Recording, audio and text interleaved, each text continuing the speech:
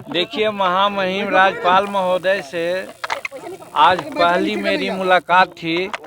जब से आए हैं इनसे मुलाकात नहीं हमारी हुई थी, तो इसलिए हमारा फर्ज बन रहा था कि इनसे मुलाकात करके बिहार की सामाजिक, आर्थिक, शैक्षणिक स्थितियों के बारे में इनको हम बतावें। सामाजिक स्थिति में आज बताने का काम यहाँ हम लोगों ने किया है कि बिहार में शेड्यूल कास्ट में 22 जातियाँ हैं। 22 जाति में 4-5 जाति जो हैं जिनको D4 कहा जाता है, कंपैरेटिवली वो आगे हैं, लेकिन बाकी वैसी जातियां हैं यहाँ जिनका साक्षरता दर 15% से कम है और वो आर्थिक, सामाजिक, राजनीतिक और शैक्षणिक सभी दृष्टिकोण से ये कमज़ोर हैं। उसमें भी खास करके मुसहर भूइयाँ समाज के लोग हैं, सबसे नीचे पायदान पर हैं। उनको काम करने की ज़रूरत है, उनको विकास करने की ज़रूरत है। फिर शिक्षा पद्धति पर भी बात हुई कि शैक्षणिक स्थिति यहाँ का ये है कि सरकारी विद्यालय में पैसे तो लग रहे हैं और काफ़ी बजट भी है, लेकिन जो शिक्षा का स्टैंडर्ड है सरकारी विद्यालयों में वो उचित नहीं है। इसलिए कि यहाँ प्राइवेट विद्यालय में सब अपने बच्चों को पढ़ाना चाहते हैं। यहाँ तक के कि जो सरकारी विद्यालय के मास्टर हैं वो भी अपने बच्चों को प्राइवेट विद्यालय में पढ़ाते हैं। इसी से जोड़ा जा सकता है कि सरकारी विद्यालय की क्या स्थिति है। ये महामहिम को बताने का हमने कोशिश किया और महामहिम ने इस पर अपनी सहमति जताई और हमने कहा कि शिक्षा जगत में बहुत सुधार की आवश्यकता है।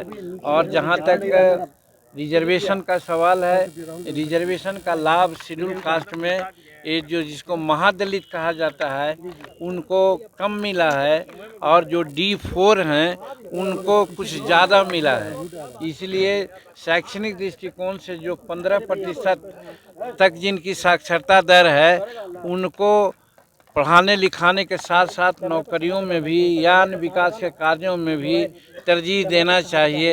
ये बातें इनसे हमने कही है।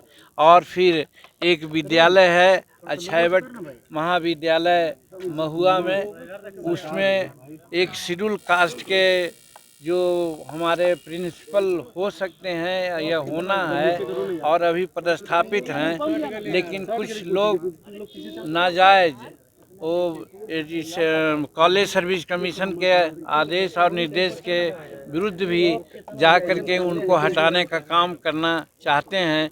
इस पर भी उनसे हमारी बात हुई। यही बात के चलते आज महामहिम से हम लोग मुलाकात किया। और निश्चित रूप में ये खराब है, इसलिए कि जब कोई मास्टर है सरकारी विद्यालय का, वो अपने विद्यालय में अपने बच्चों को क्यों नहीं पढ़ाता है? इससे क्या साबित हो रहा है? यही हमने कहा। हाँ, मेरी सरकार है, इसीलिए हमने कहा कि पहले ज़माना में ऐसा होता था कि 3 महीना में इंस्पेक्शन होता था, मुलाजा होता था, सब लोग टाइट होकर के बच्चों को पढ़ाते थे, लिखाते थे और ठीक दुरुस्त रखते थे।